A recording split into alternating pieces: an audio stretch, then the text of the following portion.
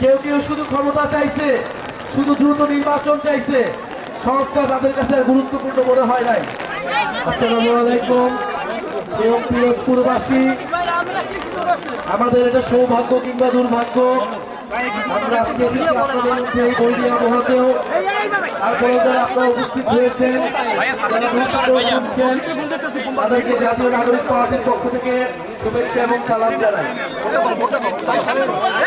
সংগ্রামী বন্ধুগণ, বৈরী আবহাওয়ার কারণে আমরা আমাদের কর্মসূচি দীর্ঘ করবো না। শুধু যেই কথাগুলো বলার জন্য আমরা আজকে এসেছিলাম, যেই কথাগুলো বলার জন্য আমরা যাচ্ছি মানুষের দুয়ারে দুয়ারে, আমরা যাচ্ছি 64টা জেলায়।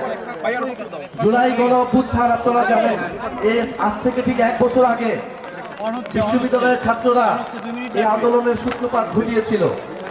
পরবর্তীতে শুধু ছাত্রদের আন্দোলন হিসেবে তো থাকিনি, সাধারণ মানুষ, শ্রমিক, শিক্ষক, সকল ধরনের নাগরিকরা এই আন্দোলনে এসে অংশগ্রহণ করেছিল এবং জুলাই গণ অভ্যুত্থানে রাজপথে বুকের তাজা রক্ত ঢেলে দিয়েছিল আমাদের সাহসী বীরেরা, সময়ের সাহসী সন্তানেরা।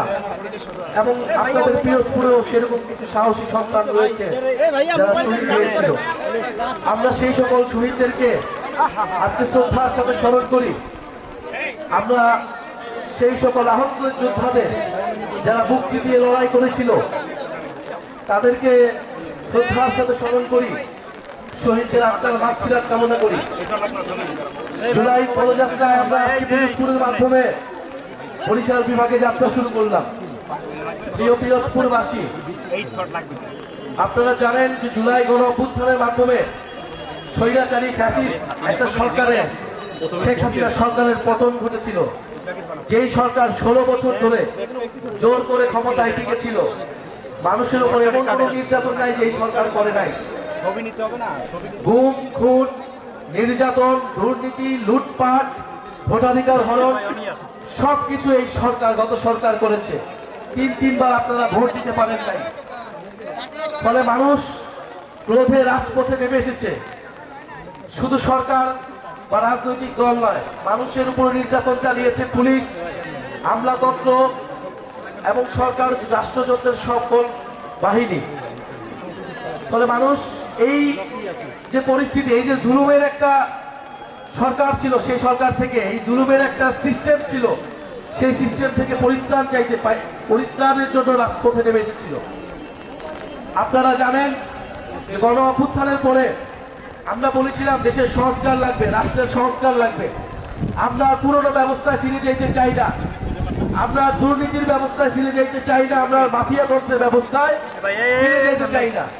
আমাদের আন্দোলনের সময় আমাদের স্লোগান ছিল বৈষম্য, বৈষম্য বিরোধী সমাজ গড়তে হবে।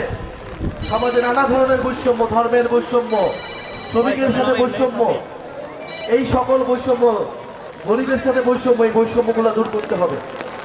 ফলে এই যে গণ অভ্যুত্থানের পরে আমরা একটা সরকার পাইছি, সকলে মিলে আসুন এই সরকারকে সহযোগিতা করি এবং দেশটাকে নতুন করে গড়ে তুলি। কিন্তু আমাদের সেই আহ্বানে সবাই সাড়া দেয় নাই।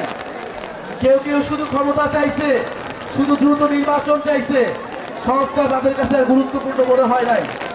কিন্তু আমরা বলছি সংস্কার লাগবে এবং এই আওয়ামী লীগের বিচার লাগবে এবং একটা নতুন সংবিধান লাগবে। সংস্কার, বিচার, নতুন সংবিধানের মাধ্যমে আমরা দেশটাকে পুনর্গঠন করব। দেশের অর্থনীতি, দেশের সংস্কৃতি সবকিছুকে আমরা নতুন করে ফেলে যাব। ফলে আমরা তার জন্য এখন লড়াই করতেছি। জুলাই গণ অভ্যুত্থানে হয়তো আমাদের সাথে অনেক দলমত ছিল, কিন্তু দেশের সংস্কারের পক্ষে আজকে যদি কেউ না থাকে, আমরা যে তরুণরা রাজপথে নেমেছিলাম, আমাদের আহ্বানে যারা আপনারা নেমেছিলেন, আমাদের আহ্বানে যারা এসে শহীদ হয়েছিলেন, তাদের প্রতি আমাদের দায়বদ্ধতা আছে। আমরা রাজপথ থেকে সরে যেতে পারি না। ঝড় বৃষ্টি যা কিছুই হোক না কেন, আমাদের রাজপথে আমাদের লড়াই চালিয়ে যেতে হবে।